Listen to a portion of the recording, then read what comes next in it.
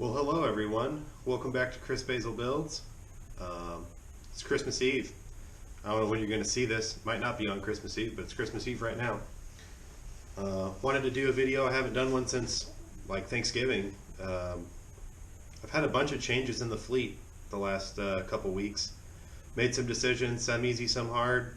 Sometimes it's just the way she goes, you know. I kind of try to not have things sit around too long, because if I can't get it done in the timely manner I want to get it done in, I don't see the reason in holding on to something longer than I need to. My last video I was talking about the first gen Cummins diesel truck. It's gone. Sold it. Come to find out, that rear end was nearly impossible to find and way more money than I wanted to spend.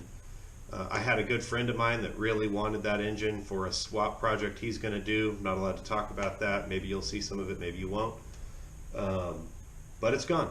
First gen's gone. Still got the Ram Charger. You'll probably never see it leave, or probably never see me do anything with it. Also, you might notice there's no Prius in the garage, and there's something new right here. So, another long story longer, got rid of the Prius because its catalytic converter got cut off while it was sitting in front of my house. You know, it wasn't really the end of the world to buy a new catalytic converter for it, but man, that car really was plagued. I got it with a bad battery, and then the brakes went out, and then the cat got cut off. It kind of seemed to me like no matter what I did to it, I ended up 2 steps back on it. And I didn't really like the car. It got good gas mileage, but it wasn't comfortable. The stereo sucked in it. It was, the doors would close on you when you opened them. I just wasn't really the biggest fan of the car. Honestly, I feel like everybody that says they're great, reliable cars is full of it. Maybe I just got a bad one. I don't know. Sent it down the road. It's gone. I've been telling myself that I wanted a Yamaha Superjet stand-up for a long time, and I came across this deal on this one. I'll take you a little walk around it.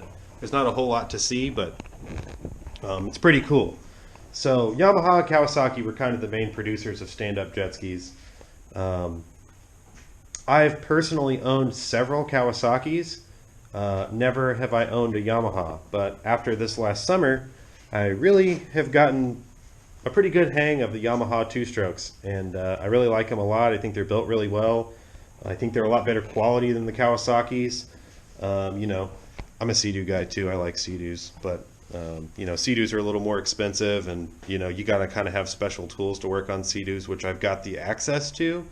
But Sea-Doo only made one stand-up called the 3D, and I'd like to get one if I could find one, but I'm definitely not going to pay what people are asking for them. So I bought this stand-up basically sight unseen. I mean, I talked to the guy, but he didn't know anything about it. He cleaned out a house and it was in it, and blah, blah, blah. I got there and realized the engine was stuck. So I probably paid a little bit too much money for it, but I'll be honest, you can't really find them, so I don't really care. I'm going to show you the engine compartment. I didn't do a video on my first workings to it because I didn't have time, but I went ahead and pulled the engine apart. Let me get some light so you can see it.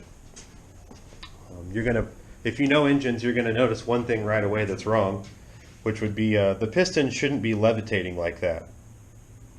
You know, if this thing was sitting with no jugs on it, this piston should be able to it should just be flopped. This is a bearing down here, and because of that, the crankshaft on this thing is trash. All the bearings on the rods, on the bottom side, it's actually still completely stuck. I just pulled the jugs off it to verify.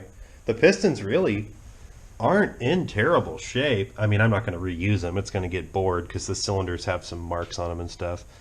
So, me and my jet ski mechanic buddy, my friend Chris McBride, he owns a jet ski shop called Quick Jets on Grand Lake here in Oklahoma. And me and him have discussed some different plans. At first I was thinking about swapping it to a 701 or a 760. This is a 650 single carburetor Superjet engine. Same engine they used on like Wave Runner 3s, a lot of like early Yamaha sit-down Wave Runners. But that's what this is. So probably we're going to end up just rebuilding this one. New crank, pistons, bore it out, rebuild the carb, all new gaskets. We're just going to refresh it because, let's be honest, I'm in my 30s. This thing's going to get ridden for like 5-10 minutes at a time, and that's probably it. Maybe 30 minutes at a time. It's just going to get drugged behind stuff. We ain't going to be riding this thing for hours at a time, so there's not really any need to make this thing way more powerful than what it is. It's going to do the trick. It's going to be a lot of fun, so that's going to be one to watch for. Also, since I got rid of the truck, I decided, well, I needed something else to occupy my time vehicular-wise. And like I said, I just never have the motivation to work on the Ramcharger I say I do. So I found another beater. If you guys followed me along with the Lexus project, you'd see that that was a pretty cool, like, salvage value car that we got running for basically nothing. This car I picked up from a friend of mine. I actually saw the ad on OfferUp of all things, and my friend's girlfriend had listed it. It's a 2007 Chevy Impala LT. You'll notice the fender doesn't match from a previous accident, I'm assuming. 3.5 V6. It's got 150K on it. We got it for pretty cheap. I'm going to say salvage value because I don't really like to talk about prices on this. I drove the car home to where you're seeing it. You probably notice a couple flat tires. It's got kind of a wonky little weather strip here. This car's been in like multiple accidents. So as far as I know, my buddy said it got wrecked right here. Had doors replaced, all that kind of stuff. Whoever did it did a good job. The gaps are decent. Paint match is pretty good. I mean, hell, for what the car cost, I can't complain about that.